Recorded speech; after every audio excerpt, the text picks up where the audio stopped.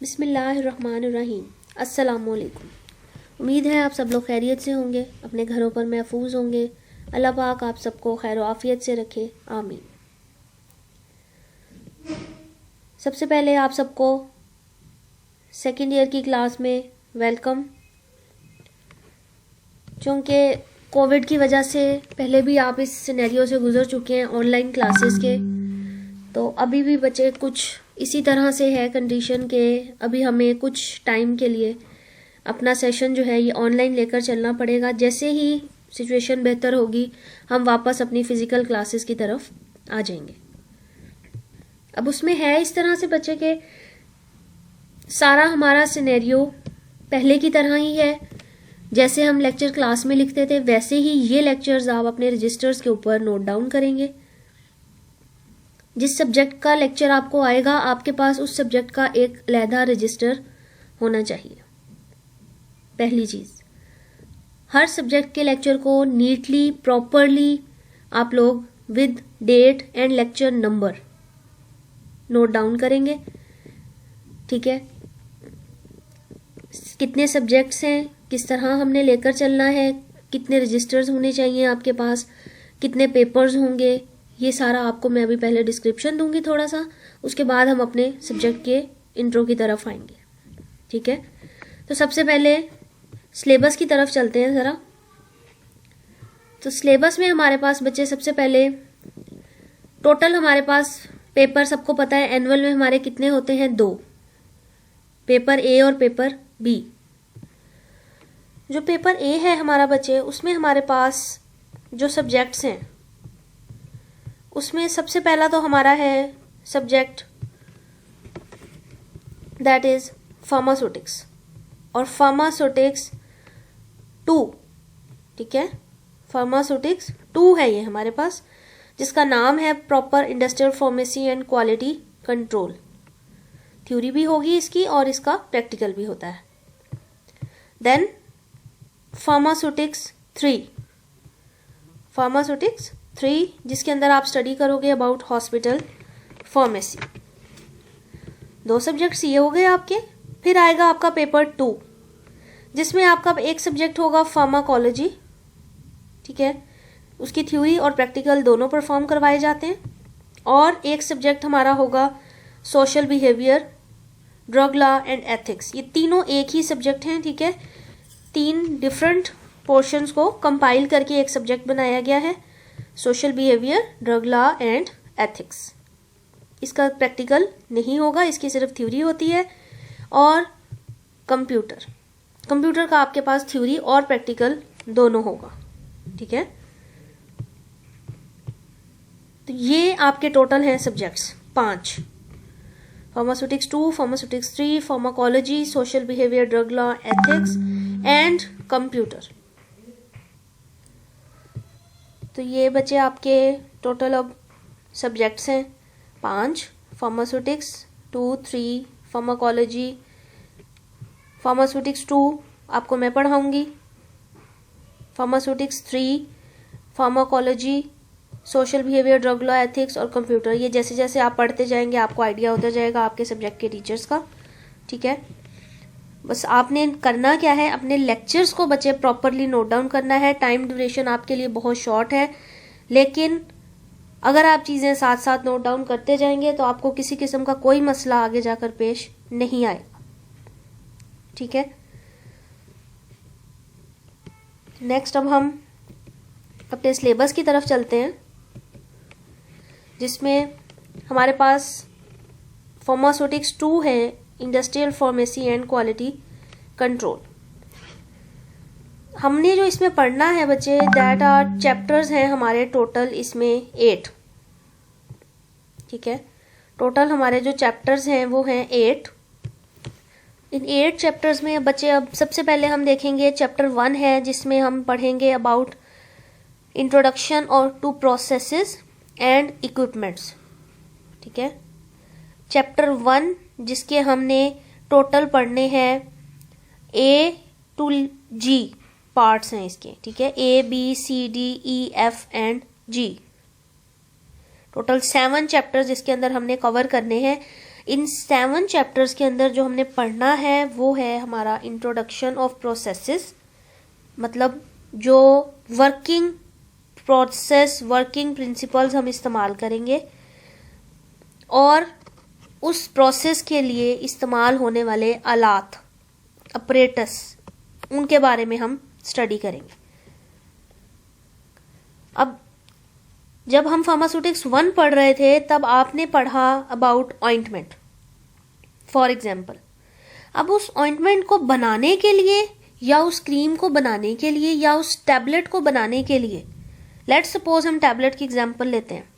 हाँ, आपने टैबलेट को इंट्रोड्यूस कर लिया फार्मास्यूटिक्स 1 के अंदर। अब उस टैबलेट को बनाया किस प्रोसेस के जरिए? वेट ग्रेन्युलेशन की, उसकी ड्राई ग्रेन्युलेशन की है उसकी, ठीक है। उसको क्या प्रोसेस यूज करके बनाया है वो हम पढ़ते हैं प्रोसेसेस में, ठीक है। आया उसको ट्रिचुरेट किया है, ग्राइंड किया है, फिर उसको ड्राई किया है, इवेपोरेट किया है, फिल्टर किया है, जो जो हमारे प्रोसेस उस दौरान आएंगे, और कौन कौन सी चीजों को, कौन कौन से आलात को इस्तेमाल करके हमने उसको परफॉर्म करवाया है, ठीक है। अब हमने इंट्रोडक्शन डोजेज फॉर्म का नहीं देना, अब हमने इंट्रोडक्शन देना है कि उस डोजेज फॉर्म को इंडस्ट्री के अंदर बनाते हुए हमने कौन कौन सी मशीनें इस्तेमाल की हैं, उन मशीनों के बारे में आपने यहां पर बताना है। यही हमारी होती है इंडस्ट्रियल फार्मेसी। ठीक हो गया, ये हमारा चैप्टर 1 में कवर होगा। अब इसके अंदर हम पढ़ेंगे क्या, ठीक है। अगर आप अपने नोट्स ओपन करें तो नोट्स में आप देखेंगे, अपने नोट्स में इंडस्ट्रियल फार्मेसी में चैप्टर नंबर 1 अगर आप देखें, उसमें आप देखेंगे सबसे पहले आपके पास आएगा साइज रिडक्शन, ठीक है। फिर आएगा मिक्सिंग, देन उसके बाद फर्दर आप देखेंगे आगे फिल्ट्रेशन है, ड्राइंग है, एवेपोरेशन है, देन उसके बाद कंप्रेशन है, रियोलॉजी है। ये सारी चीजें स्टेप बाय स्टेप हमने पढ़नी है चैप्टर 1 के अंदर। फिर हम आएंगे चैप्टर 2 की तरफ, जिसमें हम पढ़ेंगे कि वो ऑइंटमेंट जो हमने बनाई, वो टैबलेट जो हमने बनाई, उसके अंदर कौन कौन सी चीजें डाली। पहले हमने सिर्फ नाम पढ़े कि we will add active pharmaceutical ingredient and excipients.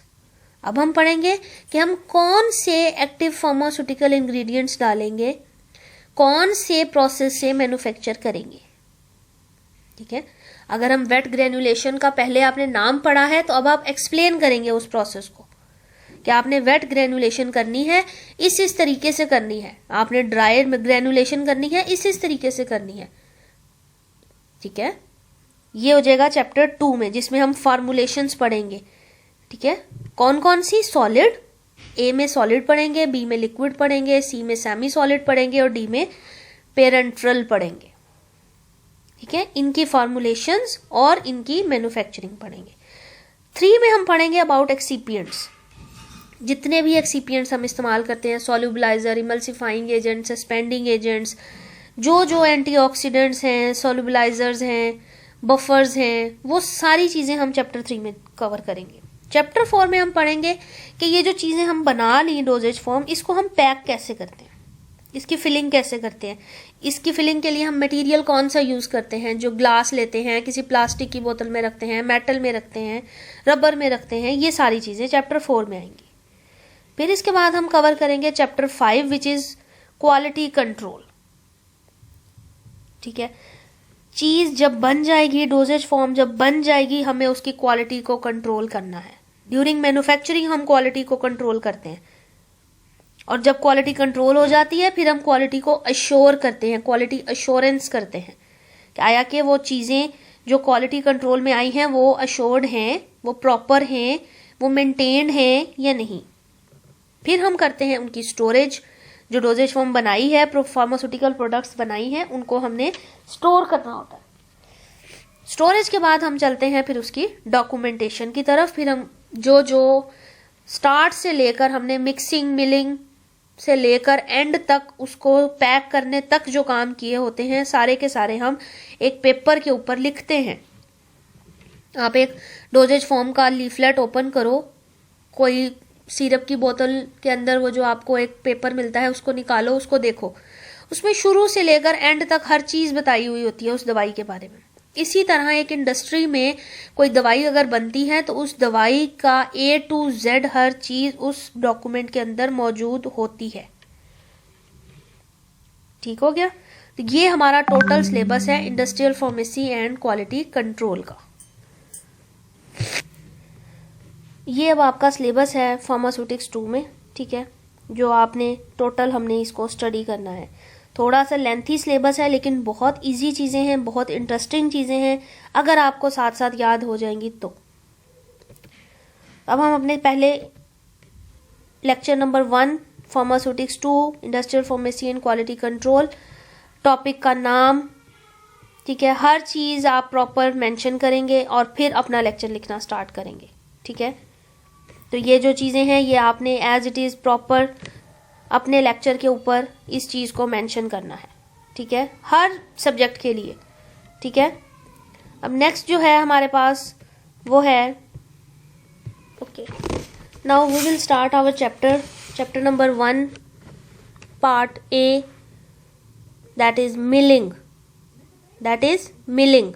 Milling का मतलब होता है बच्चे साइज को कम करना, साइज को रिड्यूस करना।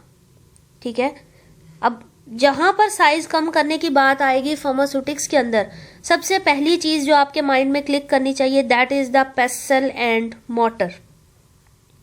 पेसल and mortar, these are the pestle and mortars. मैंने जो आपको डायग्राम यहां नजर आ रही हैं, तो ये हैं पेसल एंड मोटर। ठीक है, जो कि हम इस्तेमाल करते हैं in the process of reducing the particle size. ठीक है, इस तरह से फिर हम इसको इस्तेमाल करते हैं। पोर्सलिन से बना हुआ होगा, इसके अलावा मुख्तलिफ तरह से स्टील का पेसल एंड मोटर और बहुत सारे वुड का बना हुआ इस्तेमाल किया जाता है। ठीक है, डिपेंड करेगा कि हमारी डोजेज फॉर्म कौन सी है, हमने कौन सी चीज को पाउडर में या पेस्ट में तब्दील करना है। ठीक है, मिलिंग। तो मिलिंग में अब सबसे पहले हम पढ़ेंगे डेफिनेशन। अ मैकेनिकल प्रोसेस, ठीक है, एक मैकेनिकल प्रोसेस है to reduce the particle size of a substance. किसी भी सब्सटेंस के पार्टिकल साइज को कम करने के लिए हम मिलिंग का प्रोसेस इस्तेमाल करते हैं, जिसको हम कहते हैं साइज रिडक्शन। ठीक है, size reduction. Various terms are used as a synonym for milling. Milling के लिए मुख्तलिफ सिनोनिम कहते हैं एक जैसी। ठीक है, एक तो वर्ड होता है ऑपोजिट, एक होता है सिनोनिम, सिमिलर टर्म्स। ठीक है, सम टाइम कॉम्बिन्यूशन का वर्ड यूज किया जाता है, इसका मतलब भी होता है साइज को रिड्यूस करना। ग्राइंडिंग इस्तेमाल किया जाता है, साइज रिडक्शन इस्तेमाल किया जाता है। ठीक है, तो ये सब, इन सारी चीजों का मतलब एक ही है कि पार्टिकल साइज को कम करना। ठीक है, पार्टिकल साइज को कम करना, वो साइज कम करके हम इस पाउडर तक भी पहुंच सकते हैं और हम इस ग्रेन्यूल तक भी पहुंच सकते हैं। इससे ज्यादा भी हम कर सकते हैं, उसको स्टिकी बना सकते हैं, उसको फाइन कर सकते हैं बहुत ज्यादा। ठीक है, वो कहलाती है फिर डिग्री, कि हम किस डिग्री तक साइज को कम करते हैं। तो अब डेफिनेशन क्या है? The mechanical process to reduce the particle size of a substance. कुछ प्रोसेस हैं जो इन्वॉल्व होते हैं साइज को कम करने में, जिसमें कटिंग है हमारे पास। ठीक है, काटना किसी चीज को, चॉप करना, ठीक है, ग्राइंड करना, माइक्रोनाइजिंग, माइक्रो मतलब बहुत स्मॉल पार्टिकल्स में कन्वर्ट करना, ट्रिचुरेट करना, क्रश करना। अब ये जो क्रशिंग, कटिंग, चॉपिंग, ग्राइंडिंग, ये आपकी टर्म्स हैं, ये आपको घर में आपने बड़ी कॉमनली देखी होंगी। कटिंग, चॉपिंग, ग्राइंडिंग, क्रशिंग, तो ये डिफरेंट टर्म्स हम इस्तेमाल करते हैं। अगर आपको घर के मुख्तलिफ चीज़ों में एग्जाम्पल आपको दिखाई जाए तो ये आप देख सकते हैं कि ये श्रेडिंग की हुई है। ठीक है, क्रश करना किसी चीज़ को, फिर स्लाइसिंग किस तरह करते हैं, चॉपिंग किस तरह से की हुई है, पीसेस में कैसे कन्वर्ट किया है, ठीक है, सेक्शंस में कैसे कन्वर्ट किया है, फ्लेक्स में कैसे कन्वर्ट किया है। ये कुछ टर्म्स आगे जाकर यूज होगी हमारी। ठीक है, कटिंग, चॉपिंग, स्लाइसिंग, फ्लेक्स, ठीक है, पीसेस, ये सारी वो टर्म्स हैं जो हमने आगे जाकर देखनी है कि साइज को हम किस किस तरह से, किस किस डिजाइन से रिड्यूस कर सकते हैं, ठीक है, साइज को किस किस डिजाइन से हम रिड्यूस कर सकते हैं। Now selection of a proper equipment, selection of a proper equipment, आलात का प्रॉपर होना, उनकी सही से सिलेक्शन करना किस चीज पर डिपेंड करता है। इसके लिए अब हम 3 तरह से कर सकते हैं, 3 चीजों पर यह डिपेंड करता है। सबसे पहला तो है property of material which is to be reduced, कि हमने जिस चीज का साइज रिड्यूस करना है वो क्या है, उसकी नेचर कैसी है, वो सॉलिड है, वो लिक्विड है, वो सेमी सॉलिड है। जिस तरह की नेचर होगी मटेरियल की, फिर हम उसके हिसाब से अपना अपरेटस जो है वो सिलेक्ट करेंगे। फिर इनिशियल पार्टिकल साइज कैसा है। अब इनिशियल पार्टिकल साइज में हमारे पास, ये आप देख सकते हैं पीछे, फॉर एग्जांपल सम टाइम हमारे पास सेमी सॉलिड नेचर होगी, सम टाइम सॉलिड नेचर होगी, ठीक है। तो ये डिपेंड करेगा कि स्टार्टिंग मटेरियल हमारा कैसा है, उसका साइज कितना है, फिर हम उसी हिसाब से अपना नेक्स्ट जो है अपरेटस उसको सेलेक्ट करेंगे। 3rd नंबर पे हमारे पास आएगा डिग्री ऑफ साइज रिडक्शन। ये आप देख सकते हैं डिग्री ऑफ साइज रिडक्शन के किस किस नौयत के पार्टिकल साइज को हम अचीव कर सकते हैं। कुछ में ग्रेन्यूल्स हैं, फिर उससे ज्यादा फाइन किया, फिर और फाइन किया, फिर बिल्कुल पाउडर फॉर्म में हम ले आए, ठीक है। एस्प्रीन का पाउडर आप देख सकते हैं, ये आप देखें, ये पाउडर फॉर्म है, ये ग्रेन्यूल्स फॉर्म है। अब हल कौन सी चीज जल्दी होगी, अगर आप सोचें तो ग्रेन्यूल जल्दी हल होगा या पाउडर जल्दी हल होगा। चीनी है, ग्रेन्यूल्स की फॉर्म में जल्दी हल होगी या पाउडर की फॉर्म में जल्दी हल होगी। ऑब्वियसली जब वो पाउडर फॉर्म में होगी तो वो जल्दी हल होगी, उसका सरफेस एरिया ज्यादा होगा, उसकी डिसोल्यूशन ज्यादा हो जाएगी, वो थोड़ा टाइम लेगी हल होने में, ठीक है, कम टाइम में वो जल्दी हल हो जाएगी। तो मिलिंग जो है वो सॉल्युबिलिटी को बढ़ा देती है। क्यों बढ़ा देती है? क्योंकि उसका सरफेस एरिया बढ़ जाता है, वो जल्दी हल हो जाती है। अब कुछ इसके फार्मास्यूटिकल एप्लीकेशंस हैं जिसको हम स्टडी करेंगे साइज रिडक्शन की, जिसमें सबसे पहली हमारे पास है सॉल्युबिलिटी। सबसे फर्स्ट वन क्या है हमारी? सॉल्युबिलिटी, ठीक है। Now what is solubility? Size reduction increases the surface area due to which solubility increases. जब साइज कम होता है सरफेस एरिया बढ़ जाता है, जिसकी वजह से सॉल्युबिलिटी यानी हल होने की सलाहियत बढ़ जाती है। एक्सट्रैक्शन, तो एक्सट्रैक्शन क्या होता है? सबको पता है, किसी चीज में से उसके कॉन्स्टिट्यूएंट्स को निकाल लेना, एक्सट्रैक्ट कर लेना। Due to size reduction the process of extraction improved. जो एक्सट्रैक्शन है उसका फिनोमिना, उसका प्रोसेस जो है वो अच्छा हो जाता है, इम्प्रूव हो जाता है। Because the solvent penetrate deeply in the tissues and extract the constituents. जो सॉल्वेंट है हमारा, जो लिक्विड होगा, वो अच्छी तरह डीपली पेनिट्रेट कर जाएगा और हमारे एक्सट्रैक्ट में से उसके कॉन्स्टिट्यूएंट को निकाल लेगा, जो केमिकल हमें चाहिए वो निकाल लेगा। द टाइम फॉर डिसोल्यूशन, अभी आपको मैंने बताया कि जितना हमारे पास साइज कम होगा उतनी जल्दी हल होगा। जल्दी हल होने का मतलब क्या है? डिसोल्यूशन का टाइम थोड़ा हो गया है। Increase in size reduction decreases the time for dissolution. Then इसके बाद हमारा है पॉइंट मिक्सिंग एंड ब्लेंडिंग का। तो मिक्सिंग एंड ब्लेंडिंग क्या है बच्चे? मिक्सिंग किसी चीज को मिक्स करना, ब्लेंडिंग भी किसी चीज को मिक्स करना ही बोलते हैं, बट डिफरेंट ऑपरेटर्स यूज होते हैं उसके लिए। तो साइज जितना कम होगा तो मिक्सिंग उतनी अच्छी होगी, ब्लेंडिंग उतनी अच्छी होगी। आप देखते हैं, आप आटा है, फॉर एग्जाम्पल के तौर पर अगर आपको बताऊं, आटे को अगर हम छान कर इस्तेमाल करते हैं वो ज्यादा अच्छा मिक्स होता है, ज्यादा अच्छा उसका जो मिक्सचर हमें मिलता है, पेस्ट ज्यादा अच्छा मिलता है। बिना छाने जो होगा उसकी कंसिस्टेंसी वैसी नहीं होगी, ठीक है। इसी वजह से जब भी कोई बेकरी आइटम हो या कोई भी चीज हो जिसमें हमने पाउडर यूज करना है, तो ये कहा जाता है उसको सीव कर लें, उसको छान लें अच्छी तरह। फिर उसके बाद है थेराप्यूटिक इफेक्टिवनेस पे क्या असर है? तो it increases the therapeutic effectiveness,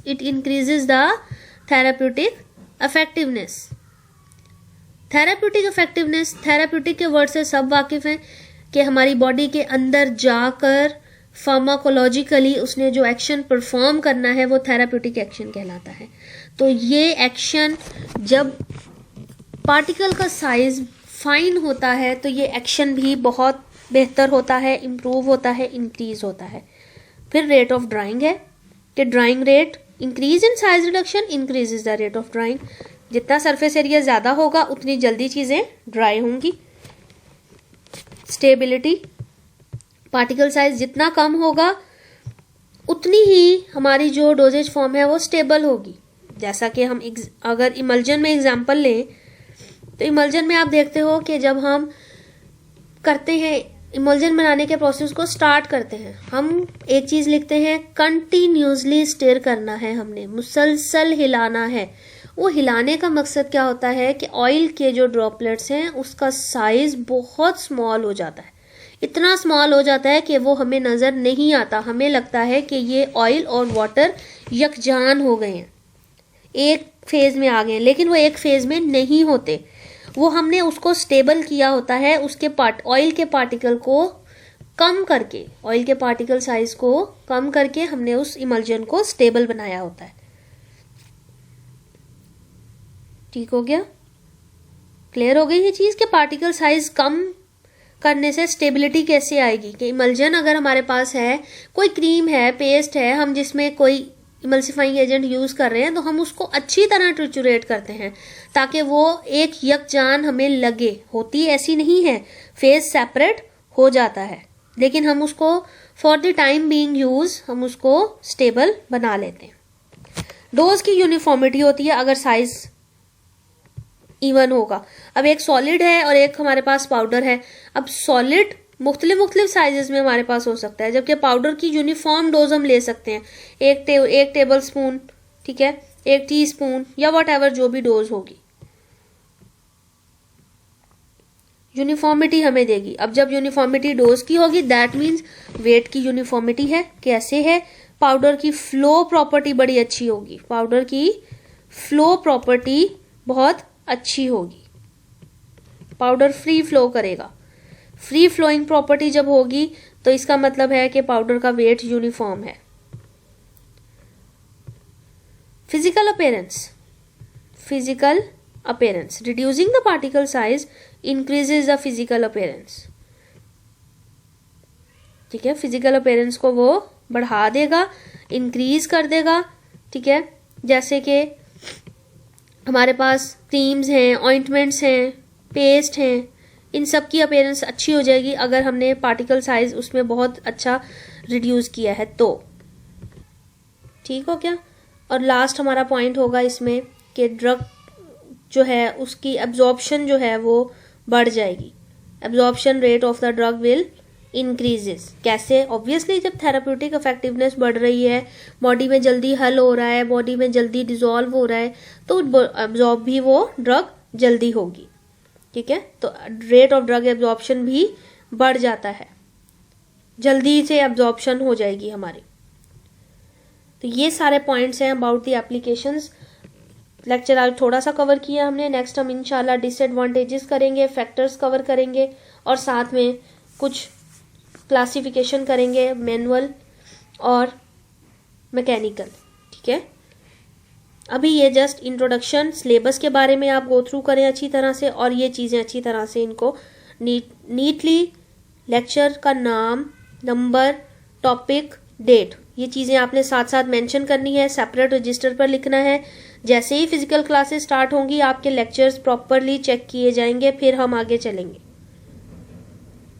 ठीक हो गया? कोई क्वेश्चन हो, कुछ समझ में नहीं आए तो आप लोग पूछेंगे। ग्रुप के अंदर मेस क्रिएट नहीं करना, अपने सब्जेक्ट से रिलेटेड, अपने लेक्चर से रिलेटेड क्वेश्चन करेंगे। और अगर ग्रुप में नहीं तो आप सेपरेट पूछें। ग्रुप में पूछना है तो इररिलेवेंट सवाल नहीं होगा, अदरवाइज फौरन आपको डिलीट कर दिया जाएगा। ठीक है, कोई क्वेश्चन समझ में नहीं आए तो आप लोग पूछें, अपनी अटेंडेंस को मेक श्योर करवाएं। Thank you so much. Allah Hafiz.